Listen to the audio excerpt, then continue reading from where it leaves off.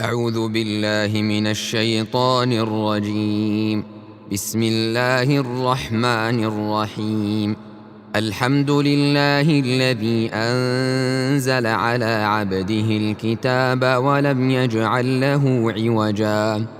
قيما لينذر بأسا شديدا من لدنه ويبشر المؤمنين الذين يعملون الصالحات أن لهم أجرا حسنا ماكثين فيه أبدا وينذر الذين قالوا اتخذ الله ولدا ما لهم به من علم ولا لآبائهم كبرت كلمة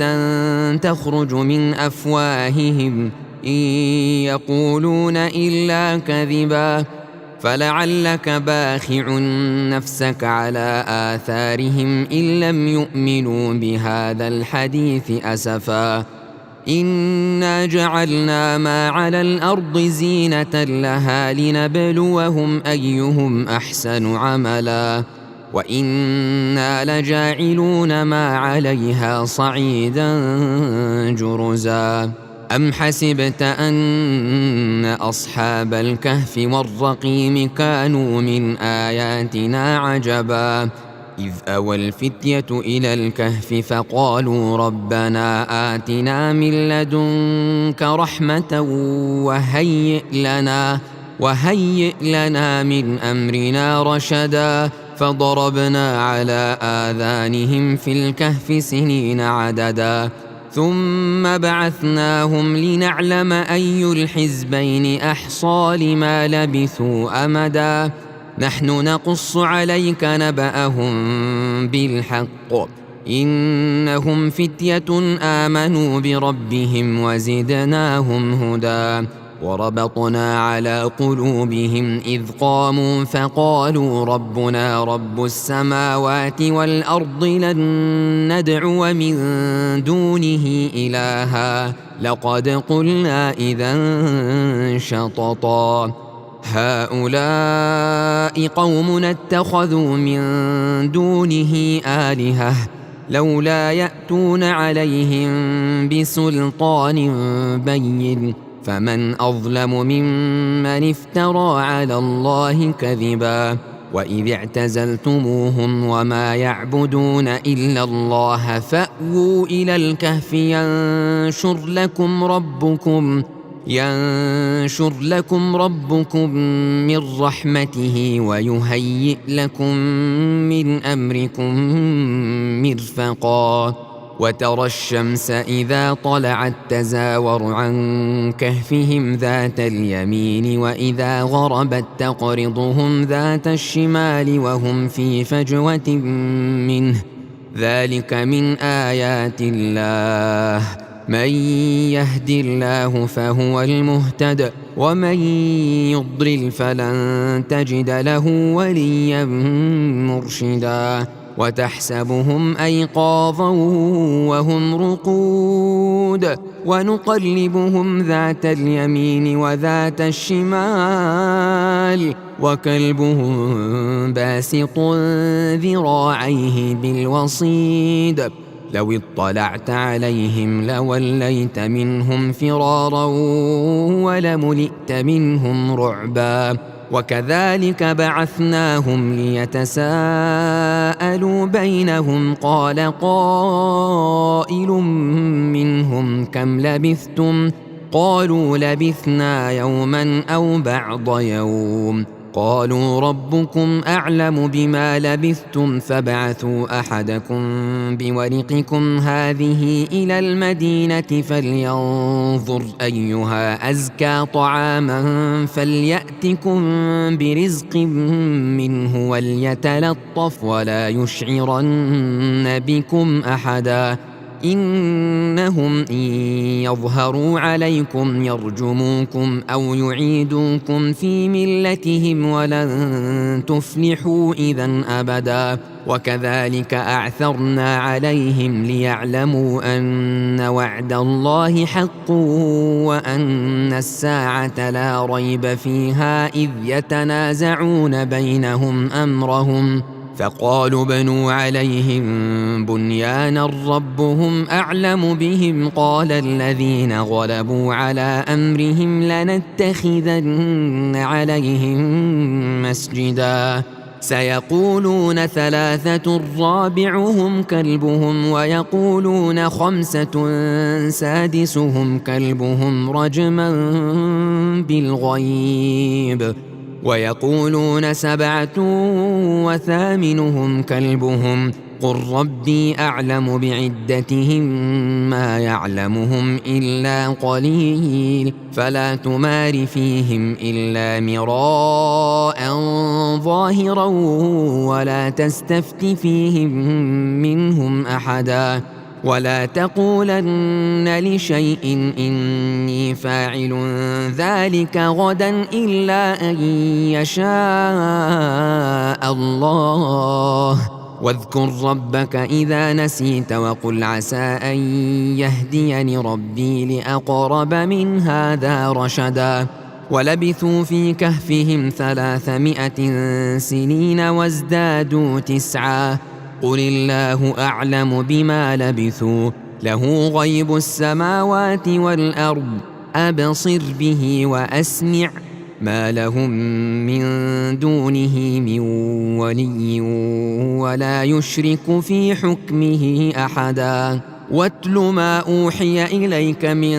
كتاب ربك لا مبدل لكلماته ولن تجد من دونه ملتحدا واصبر نفسك مع الذين يدعون ربهم بالغداة والعشي يريدون وجهه ولا تعد عيناك عنهم تريد زينة الحياة الدنيا ولا تطع من أغفلنا قلبه عن ذكرنا واتبع هواه وكان أمره فرطا وقل الحق من ربكم فمن شاء فليؤمن ومن شاء فليكفر إنا أعتدنا للظالمين نارا أحاط بهم سرادقها وإن يستغيثوا يغاثوا بماء كالمهل يشوي الوجوه بئس الشراب وساءت مرتفقا إن الذين آمنوا وعملوا الصالحات إنا لا نضيع أجر من أحسن عملا أولئك لهم جنات عدن تجري من تحتها الأنهار يحلون فيها من أساور من ذهب ويلبسون ثيابا خضرا من سندس واستبرق متكئين فيها على الأرائك نعم الثواب وحسنت مرتفقا واضرب لهم مثل الرجلين جعلنا لأحدهما جنتين من أعناب وحففناهما بنخل وجعلنا بينهما زرعا كلتا الجنتين آتت أكلها ولم تظلم منه شيئا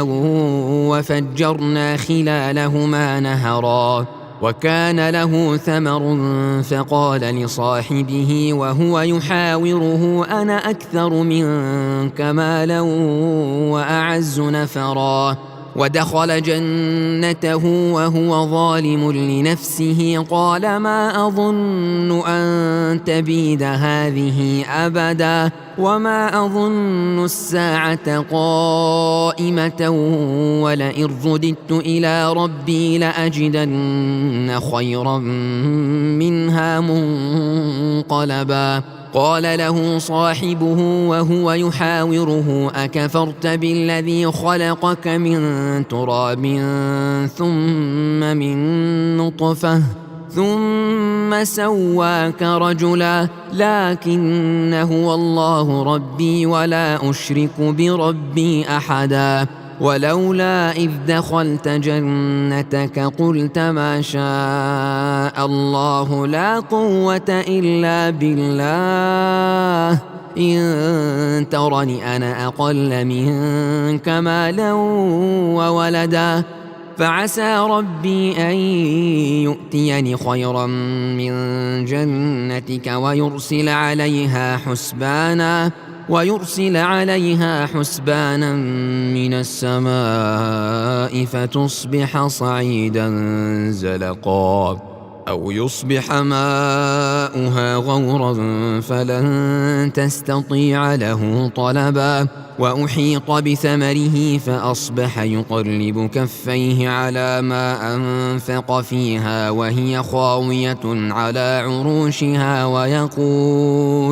ويقول يا ليتني لم أشرك بربي أحدا ولم تكن له فئة ينصرونه من دون الله وما كان منتصرا هنالك الولاية لله الحق هو خير ثوابا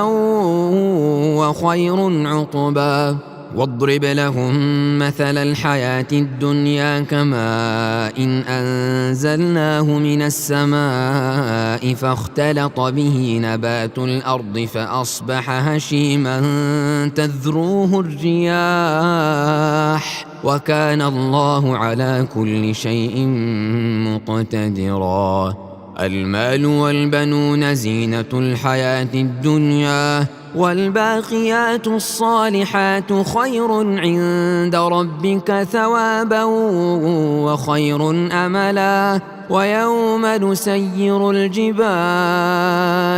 وترى الأرض بارزة وحشرناهم فلم نغادر منهم أحدا وعرضوا على ربك صفا لقد جئتمونا كما خلقناكم أول مرة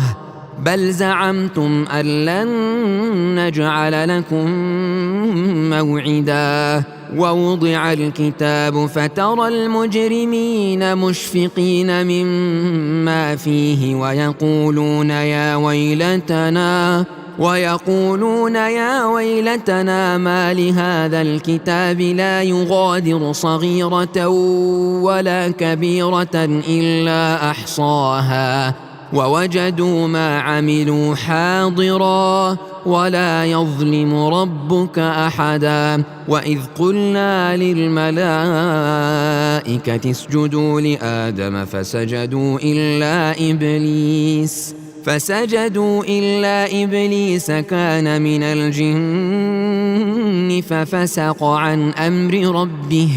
أفتتخذونه وذريته أولياء من دوني وهم لكم عدو بئس للظالمين بدلا ما أشهدتهم خلق السماوات والأرض ولا خلق أنفسهم وما كنت متخذ المضلين عضدا ويوم يقول نادوا شركائي الذين زعمتم فدعوهم فلم يستجيبوا لهم وجعلنا بينهم موبقا ورأى المجرمون النار فظنوا أنهم مواقعوها ولم يجدوا عنها مصرفا ولقد صرفنا في هذا القرآن للناس من كل مثل وكان الإنسان أكثر شيء جدلا وما منع الناس أن يؤمنوا إذ جاءهم الهدى ويستغفروا ربهم إلا أن تأتيهم سنة الأولين أو يأتيهم العذاب قبلا وما نرسل المرسلين إلا مبشرين ومنذرين ويجادل الذين كفروا بالباطل ليدحضوا به الحق واتخذوا آياتي وما أنذروا هزوا ومن أظلم ممن ذكر بآيات ربه فأعرض عنها ونسي ما قدمت يداه إنا جعلنا على قلوبهم أكنة أن يفقهوه وفي آذانهم وقرا وإن تدعهم إلى الهدى فلن يهتدوا إذا أبدا وربك الغفور ذو الرحمة لو يؤاخذهم بما كسبوا لعجل لهم العذاب بل لهم موعد لن يجدوا من دونه موئلا وتلك القرى أهلكناهم لما ظلموا وجعلنا لمهلكهم موعدا وإذ قال موسى لفتاه لا أبرح حتى أبلغ مجمع البحرين أو أمضي حقبا فلما بلغا مجمع بينهما نسيا حوتهما فاتخذ سبيله في البحر سربا فلما جاوزا قال لفتاه آتنا غداءنا لقد لقينا من سفرنا هذا نصبا قال أرأيت إذ أوينا إلى الصخرة فإني نسيت الحوت وما أنسانيه إلا الشيطان أن أذكره واتخذ سبيله في البحر عجبا قال ذلك ما كنا نبغ فارتدا على آثارهما قصصا فوجدا عبدا من عبادنا آتيناه رحمة من عندنا وعلمناه من لدنا علما قال له موسى هل أتبعك على أن تعلمني مما علمت رشدا قال إنك لن تستطيع معي صبرا وكيف تصبر على ما لم تحط به خبرا قال ستجدني إن شاء الله صابرا ولا أعصي لك أمرا قال فإن اتبعتني فلا تسألني عن شيء حتى أحدث لك منه ذكرا فانطلقا حتى إذا ركبا في السفينة خرقها قال أخرقتها لتغرق أهلها لقد جئت شيئا إمرا قال ألم أقل إنك لن تستطيع معي صبرا قال لا تؤاخذني بما نسيت ولا ترهقني من أمري عسرا فانطلقا حتى إذا لقيا غلاما فقتله قال أقتلت نفسا زكية بغير نفس لقد جئت شيئا نكرا قال ألم أقل لك إنك لن تستطيع معي صبرا قال إن سألتك عن شيء بعدها فلا تصاحبني قد بلغت من لدني عذرا فانطلقا حتى إذا أتيا أهل قرية استطعما أهلها فأبوا أن يضيفوهما فوجدا فيها جدارا يريد أن ينقض فأقامه قال لو شئت لاتخذت عليه أجرا قال هذا فراق بيني وبينك سأنبئك بتأويل ما لم تستطع عليه صبرا أما السفينة فكانت لمساكين يعملون في البحر فأردت أن أعيبها وكان وراءهم ملك يأخذ كل سفينة غصبا وأما الغلام فكان أبواه مؤمنين فخشينا أن يرهقهما طغيانا وكفرا فأردنا أن يبدلهما ربهما خيرا منه زكاة وأقرب رحما. وأما الجدار فكان لغلامين يتيمين في المدينة وكان تحته كنز لهما وكان أبوهما صالحا فأراد ربك أن يبلغا أشدهما ويستخرجا كنزهما رحمة من ربك وما فعلته عن أمري ذلك تأويل ما لم تسطع عليه صبرا. ويسألونك عن ذي القرنين قل سأتلو عليكم منه ذكرا إنا مكنا له في الأرض وآتيناه من كل شيء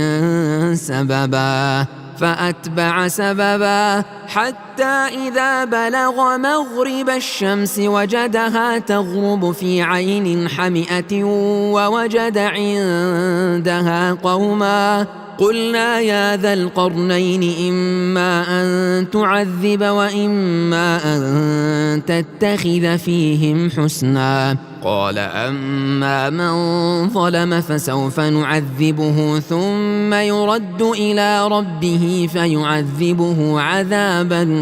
نكرا. وأما من آمن وعمل صالحا فله جزاء الحسنى وسنقول له من أمرنا يسرا. ثم أتبع سببا حتى إذا بلغ مطلع الشمس وجدها تطلع على قوم لم نجعل لهم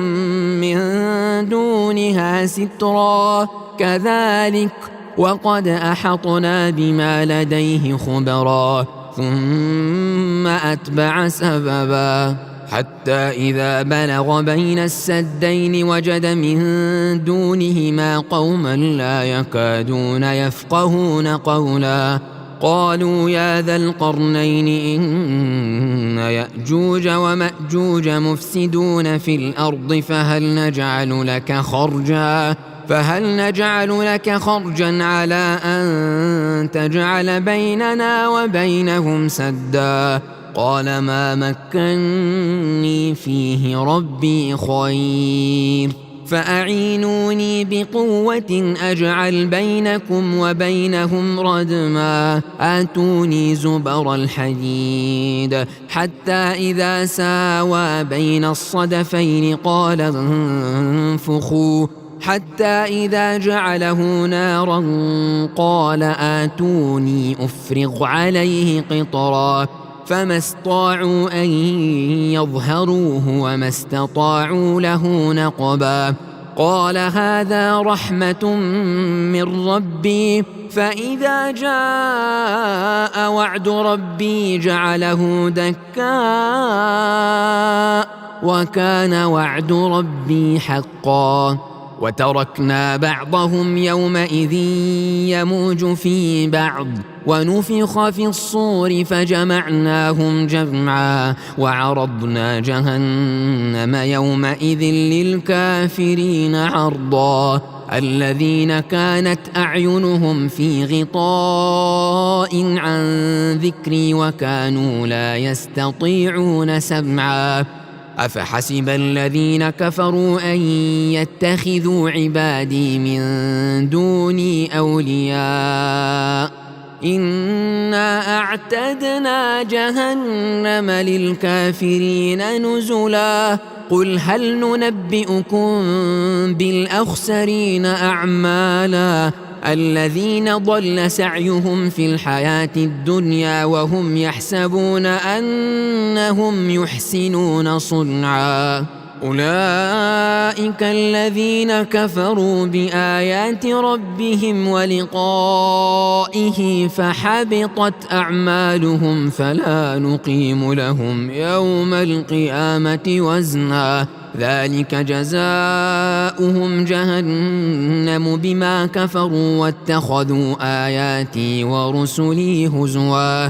إن الذين آمنوا وعملوا الصالحات كانت لهم جنات الفردوس نزلا خالدين فيها لا يبغون عنها حولا قل لو كان البحر مدادا لكلمات ربي لنفد البحر قبل أن تنفد كلمات ربي ولو جئنا بمثله مددا قل إنما أنا بشر مثلكم يوحى إلي أنما إلهكم إله واحد فمن كان يرجو لقاء ربه فليعمل عملا صالحا ولا يشرك بعبادة ربه أحدا.